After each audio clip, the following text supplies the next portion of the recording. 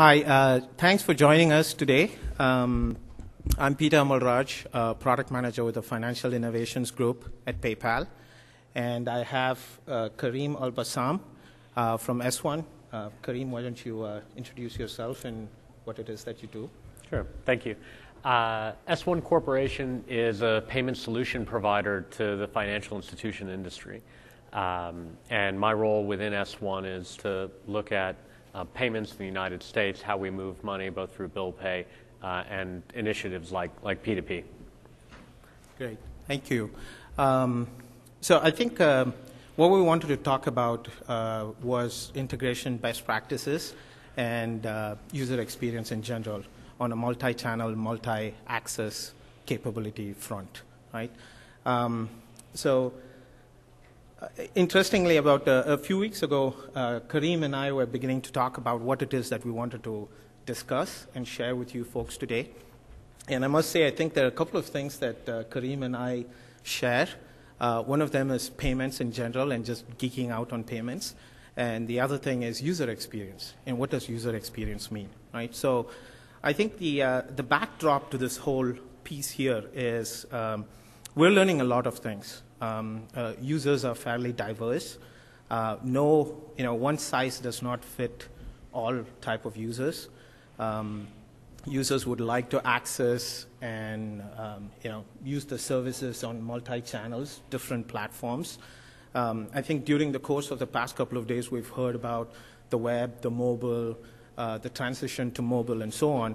I think I'm of the belief that we're definitely transitioning, but we are in a transition stage at this point, right? So I think one of the key things is that we need to be, for lack of a better word, backwards compatible, right? So different users, different devices, different access points, they want to have the same kind of service and experience.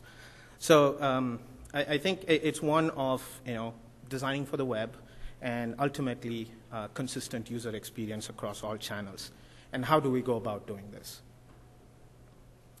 So a little bit of a quick primer on financial innovations in the group that I'm a part of. We're based on the X.com platform that we're here talking about. And it's a very specific group, and our charter is to take PayPal assets and services to financial institutions, right, banks and so on and so forth. And specifically, I think what we're talking about today is personal payments. So it's built on everything you've pretty much heard about adaptive payments, very simple API interface. It's a pure, for those of you interested in the technical details, it's a data layer integration. So it kind of lends itself to a number of things.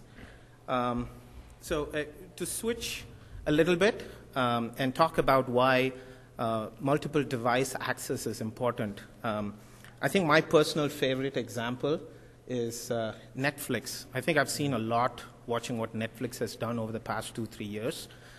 2 years or 3 years ago, you had to kind of wait for the DVD to appear in mail before you watched your movie. I think 2.5 years ago, they first started trying out things on Xbox because they realized there were a lot of people on game consoles, and that's what they were doing, and that's how they were interacting with their system or accessing the Netflix service. Fast forward to today, I think Netflix is available on pretty much any game console out there. They also have smartphone apps.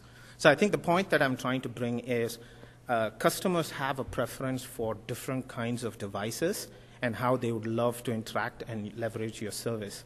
And I think this is a generic statement regardless of kind of the space that we're in. And it's one thing that we strive to do in the personal payments space. So we don't need to drag a user to a device or a channel that we want to provide service to, but we'd rather take them where they are available or where they have a preference for interacting with the service. So again, to kind of recap the opportunity that is the specific context of what we're talking about, is the fact that personal payments can be done from any channel. We're definitely seeing preferences for the web and mobile, but that doesn't limit us. As we look to expand and deploy, there are other channel devices, ATMs, point of sales that you could potentially offer up person-to-person payments from. So The opportunity is at the intersection, in this case specifically, at the intersection of personal payments and multi-channel access. And I think why we need multi-channel access is so that you can be at home, on your couch, in front of a mobile device, and be able to send or receive money. That is really the promise that we're working towards. Easy access, available 24/7.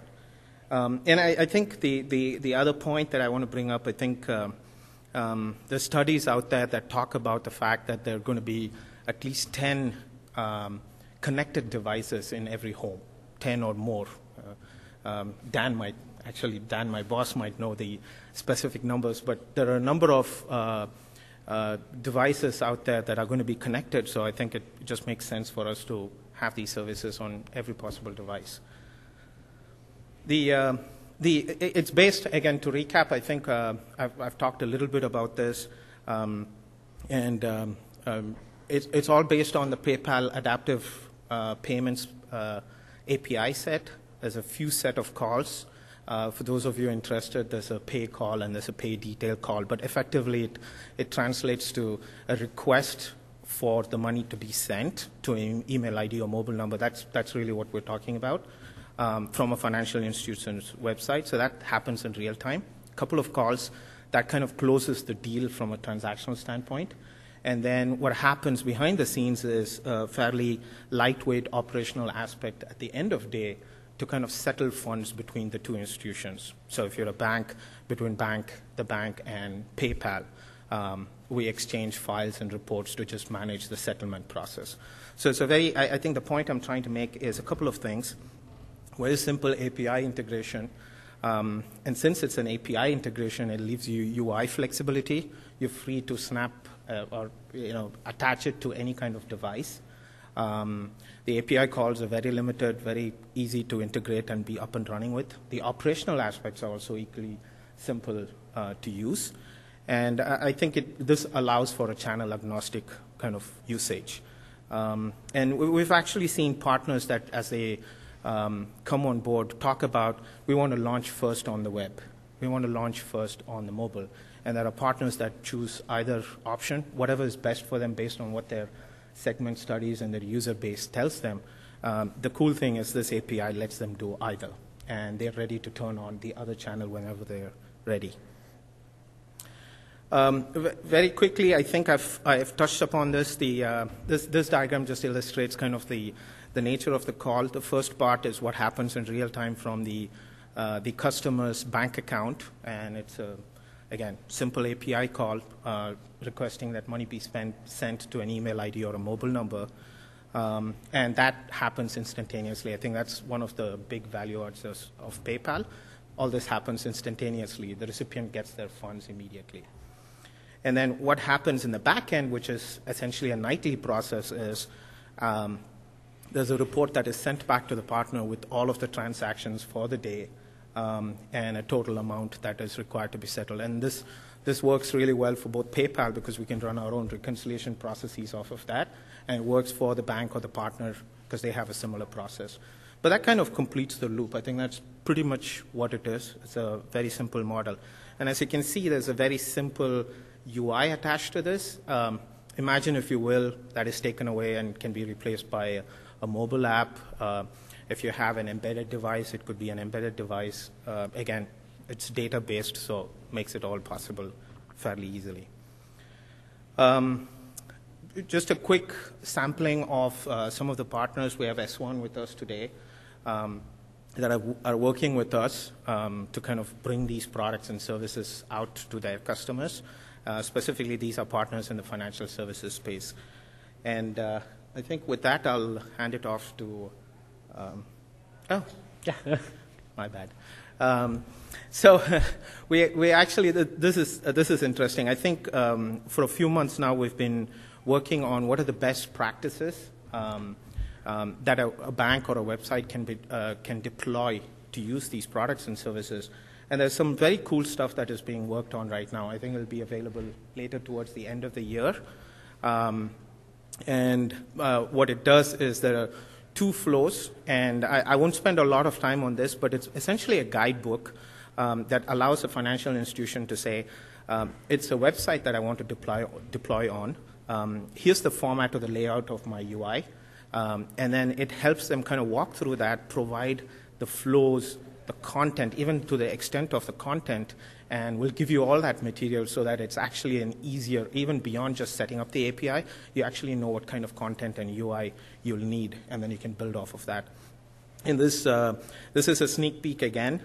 It has all of the details. It has content. It has material. And it's currently being done for two access channels, mobile and the web. So the same thing you'll get if you're integrating with us for the mobile side as well. And it provides all of this information in an easy-to-use fashion. That hopefully, one of these models, I think we've spent a lot of time looking at all the models in terms of what online banking provides, and we have pretty much a sample for every one of the online banking models, UI models out there, so it should fit nicely within that. And with that, I will hand it off to... Okay.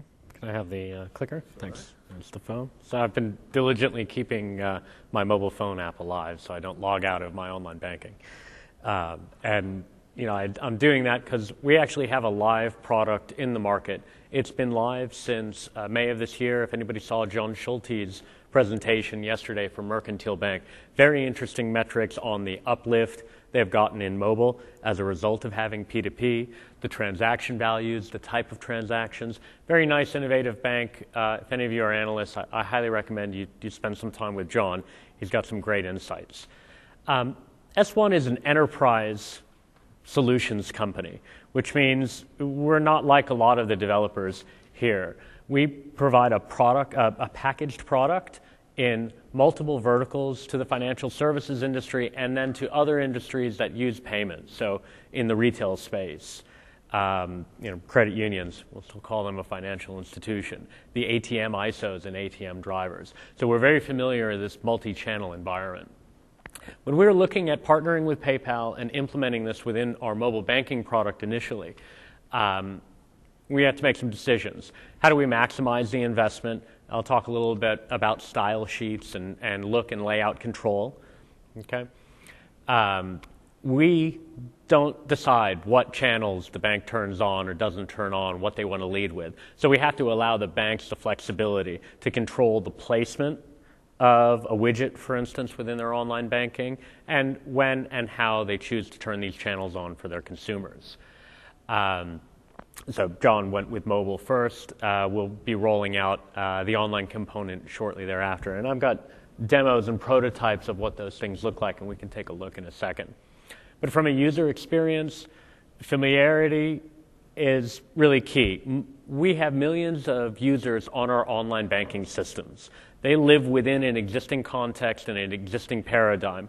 And adding P2P in there, we have to consider how the consumer is navigating through that system, how they're going to get to P2P, and hopefully leverage some of the existing tools we have within that environment. And again, we'll see some screenshots of that. And very key with PayPal and our implementation, ease of adoption. We made it a very important design concept from the beginning to remove as many barriers as possible. And Dan had a wonderful presentation yesterday with a number of arrows that showed enrollment. What we see in the market is other P2P providers wanting to get you into a bill pay system, number one. You have to enroll in that, maybe even have to enroll in P2P. Each one of those barriers is going to dilute the amount of consumers that are actually going to be accessing P2P. So from our perspective, perhaps because we come from the cards world, we want consumers to have that instant access to be able to push money. Okay. Extensible integration. I can talk about that a little later, but there's a number of things we do in the back end, and I'll show you in the next slide, that centralizes specific services, risk controls, for instance, and then you can have a multi-channel experience all calling on one core set of services. And flexible placement. I think I talked about that. Oops. There we go. This is one example of an S1 system. This is our Postillion payment switch. And what we've done is we've actually put a number of additional self-service channels on that. So from the top, internet is internet banking primarily, as well as pay pages that can be supported. Mobile is the example we'll do in a second. And who's looking at their phone right now and not paying attention? Do we have a, okay, we great. have a volunteer. It's actually an email ID. It's an email ID? Right. Okay, so we'll go ahead and send a transaction. I sent one to myself a second ago, so it does work. And we'll see that come through. Peter is using Mercantile's online banking app, and that is basically what it looks like. It's a simple flow straight through. And what's actually happening is he's accessing through the self-service channel. It's hitting a real-time switch. And a real-time is our payment switch, and that's actually sitting in Norcross. After it's confirmed the funds, and then it's pushing out to PayPal as one of multiple networks. So when we were designing for multi-channel, we had a couple of concepts that I think we learned pretty quickly. And it's wonderful to see the design templates that PayPal is producing. I wish we had them 3 months ago. We didn't have to learn on the hoof, but we did. The first thing was knowing your customer and customer insights. Who is your customer? S1 is not just a company that provides solutions to the US market. So for instance, one of the highest adopters of our mobile solution, they've been using it for years, and they've been using P2P. They're a company in South Africa called Capitec. Okay. Nearly 1 million underbanked users in South Africa who have no access to branches, who have no access to ATMs in most of their communities, but they all have a mobile phone and they utilize SMS for that. So when we think in that concept, we have to think about who is a specific user. Are they in a township in South Africa, or are they a grandmother in Louisiana whose favorite banking feature is to call the IVR and get time and temperature, right? Any of you that are in banking can be kind of boring. And when grandma calls from Louisiana, it gets difficult. What we've done is we've set up a program where we buy them thermometers and we send them out, because I don't think we want to build that feature. So who's your customer? Chits, prepaid and mobile. That excellent example from South Africa, focusing on underbanked, right? From a design objective concept, what flows can certain form factors support?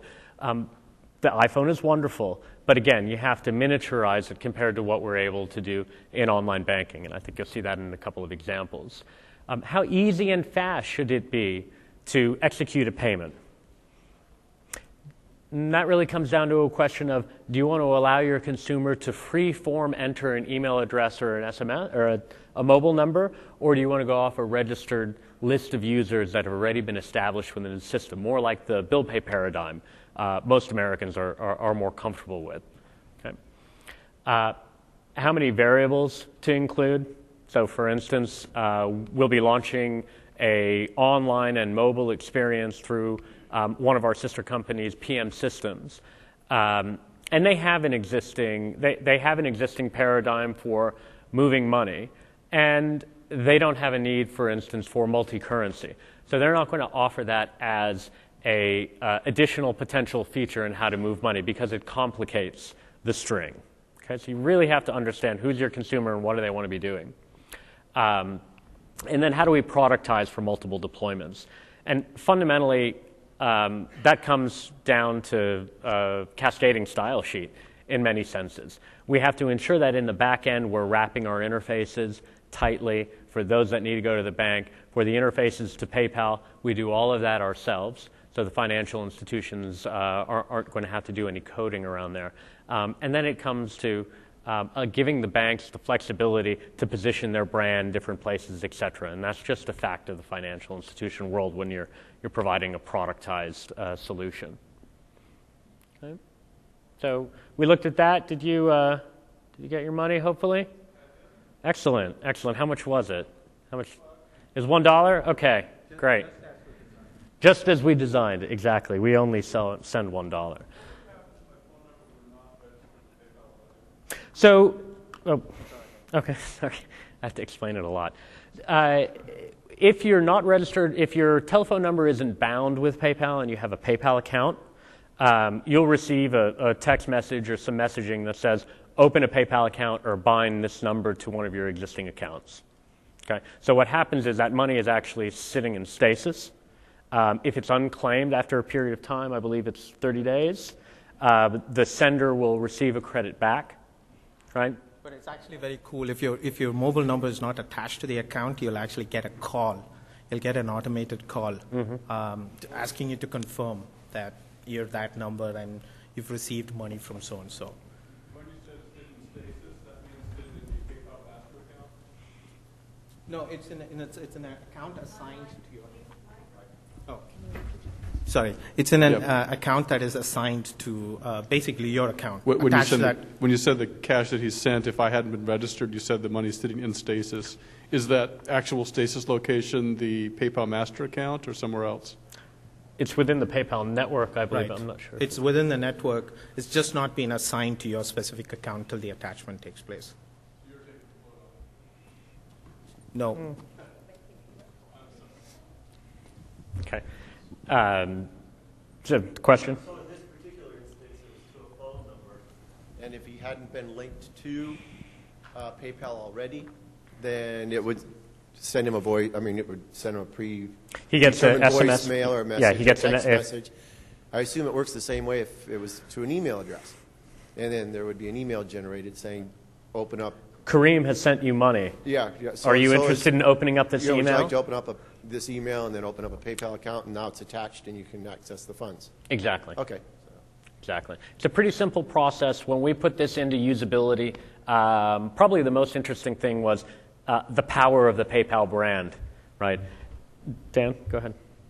Just one quick comment on the float. So actually what's happening is PayPal is fronting the money, and PayPal is fronting the money into the account instantly and then settling after the fact. So the money is still actually residing with the financial institution, and then basically the money then is settled the next day into a PayPal account. So even if it hasn't been assigned, there's still a settlement process going on, and financial institution still has those funds. Okay. So let's look at another concept or another context. Basic, straight-up online banking system. This is PM Systems, the sister company down in South Carolina. Great group of folks. They have an existing online banking system. They've got about 1 million users on it, right? Their consumers know how to use this thing. I may not, sorry, Tom, I may not think it's the prettiest thing in the world, right? You may not. But this is a paradigm consumers are using every single day. So how do we add PayPal into this? Well, within PM Systems, they offer an A-to-A, an account-to-account transfer solution. It rides the ACA trails. Consumers in that system have come to understand how to send money from their credit union account to other accounts that they own. They call it open transfers as a product. Within open transfers, what we've done is we've added a new tab that says Add People, right? And then essentially, what they already know is that they can pull down the from account and the to account and make a payment. So let's just take a look at the screenshot flow here. I go into Add People, right? This is a mock-up. Brad Jolie. I think there's a whole Brangelina thing going on. And actually, Mom to add, she wanted me to tell you Brad Pitt, Angela Jolie, if people in this audience didn't know it. But you add in your person. They have a nickname. They have an email address or an SMS or a mobile number, excuse me. You confirm the person. There you go. You're going to go straight in and make a transfer. At that point, we go back to that home screen that I talked about. And you have the two pull-down menus, the from menu, what account you want to fund it from, and the to menu. This is exactly like, this is exactly the open transfer system. Really, the only thing we've added is down at the bottom, you see other people, and those are potential accounts you can send money to via PayPal, right? When I'm a Wells Fargo customer, and I love the closed loop system that they have. My tenant used to pay me his rent every month through it, and it was great, and it was instant. And what we realized, looking at those sorts of models, was a lot of these transactions are probably going to be recurring, and if they're not recurring, they're going to end up being within the same circle of people. Okay? So there we go. You pick your person. I guess it was Angelina's birthday, right? You put in your little message. We have the ability to post-date this, send it at a later date, also set up a scheduled recurring set of payments. Again, completely within the context, these are exactly the same screens that we use in open transfers. You submit your transfer, and off you go, you're done. Okay, that's a registered user model, right? Here's another one, and actually, we'll change the context here. We have an HTML prototype. How's that look? Okay. So this right here is a widget that we've designed, and we've designed it with a standalone concept. So we can embed it within multiple S1 online banking systems. We've got about 4.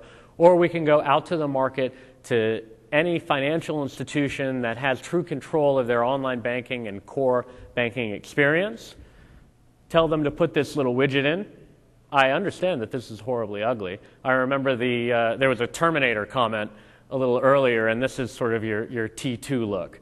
This is all controlled by cascading style sheets. We are not in the business of telling banks what color their front end should look like and how it should be designed. So all of that gets controlled. You can see up there on the top right, we have left in that white placeholder area. Essentially, all the buttons, all the naming conventions, all of that are configurable within our solution. So we come here to the Money Mover widget. I can transfer internally within the bank. It's a straightforward action. And then I get into my Pay Anyone flow. I can select an account. You notice that we've created one destination field for email and mobile in this example. I think that's something that we learned through the mobile app implementation that we did. Of course, I have an aunt named Betty, apparently. Okay, I'm going to say she's family. Type in my little message. And continue. That was one step. This is the second step to review. Seems my message has changed a little bit. And then is submit. Okay. Now, contextually, we have to understand where in the online banking experience we are. This would be a widget, and the current look and feel would be embedded within an existing S1 application. So we've tagged it so we have these hyperlinks that will actually take you into your account registry or your history page. Okay. So let's see. And then lastly, one more widget design, again, from the folks at PM Systems. So online banking system, they have a rotating space, actually, where they have multiple widgets that can be exposed to the consumers, if it's a send money widget or a PFM widget, for instance. When you click on it, that thing pops out and expands over it overlays on online banking. You can see it's pretty straightforward. There's a pull-down menu that has the arrow there, which is your registered users. There's also the ability to add a fresh new user in a free form. Okay. Fill it out. Of course, you've now seen this about 3 times, so it's not rocket science. Through, click, and you're done. Okay. So those are just 4 examples. One of them we have live. 2 of the others we expect to have live by the end of the year. And I think that's basically all I've got. Are there any questions? It's kind of a small session. I think one more thing to add. I think consciously as we've looked at this, the reason why on the PayPal side we've kept it at the API and what I call the data layer as an integration is precisely so that we can afford this kind of a freedom for the financial institution to kind of bake in any user experience and design they'd wish to have. And again, while we talk about best practices, I think my view of best practices might be one thing. It might be 2 clicks and I'm done, slick. But the truth is there are a number of users out there. They already have a user design paradigm that they're used to. And very often you have to be backwards compatible. So I think this allows that really well. So you can be backwards compatible with whatever kind of framework the user is used to. And then it still lets you kind of reuse that as you go to a, shall we say, slicker UI or more efficient UI. Yeah. So it just lets you go. And that's very important in our world servicing financial institutions. So for instance, when we do an upgrade from one major version of a system to another, we could make the UI look extremely slick. I love what Discover did. That looked beautiful. But if you go out and you talk to the financial institution and you test the consumers want consistency in their experience, and they want it to change slowly over time. So we can't just drop this wonderful, great West Coast, flashy, well-designed thing in front of, Betty from Louisiana. Did you say West Coast? Did I say West Coast? Okay, I think you did. Okay. No. Did I say left coast? Or? No, that's fine. Okay. That's good. So, questions, guys?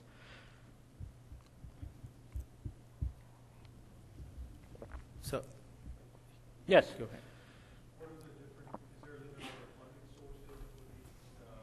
Could you wait for a second, please? The mic's coming up. Is there any limit on the funding sources that you can add to this on an ongoing basis, or? So, in theory, no. Remember, we're in a financial institution context, so if they have 100 accounts, in theory, we would be able to pull those up. Because you're going directly out of your bank account into the PayPal network. No intermediary, no other step. Can you talk about the financial model from PayPal's perspective? I think it'll be. We could probably talk about that offline, but it's a very flat fee pricing system. That's how we see it. I think we look at it as being comparable to bill payment services or something similar. But happy to talk about that offline.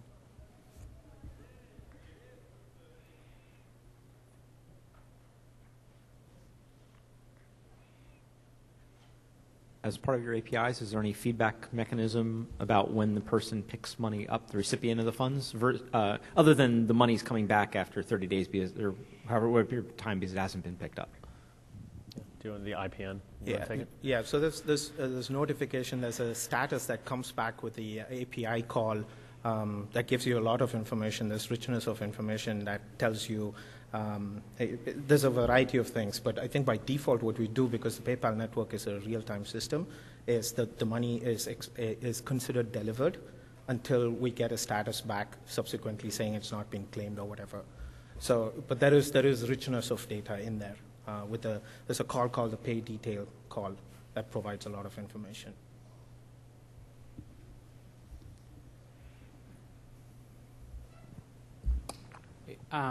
Where do you deal with reporting and record-keeping compliance obligations? Is that on the S1 side or on the PayPal side?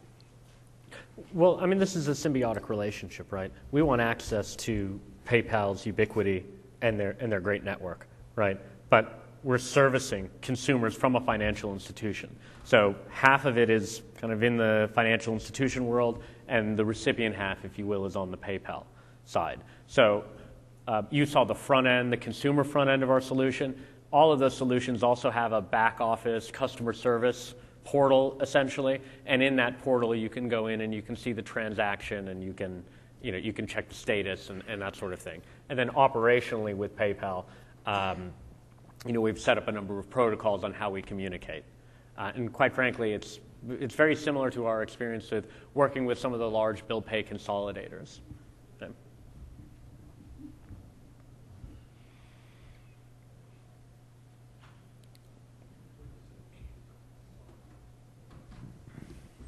At least the mobile app worked. Yeah. When you send to an unbound recipient an unbound phone number, how long do you wait before you return the funds, and does the sender have any say in that question? Yeah, well, so you have the 30-day unclaimed. It will automatically come back. And if the sender goes into their payment history, they can see that it's unclaimed and it's available for a cancellation, and they can go in, click cancellation. We send PayPal an API call, and the money gets credited back to the settlement process. And to complete the loop on the recipient side, we send out multiple reminders to the recipient to say there's money and it's unclaimed. Here's the action that you need to take. So that happens on both ends.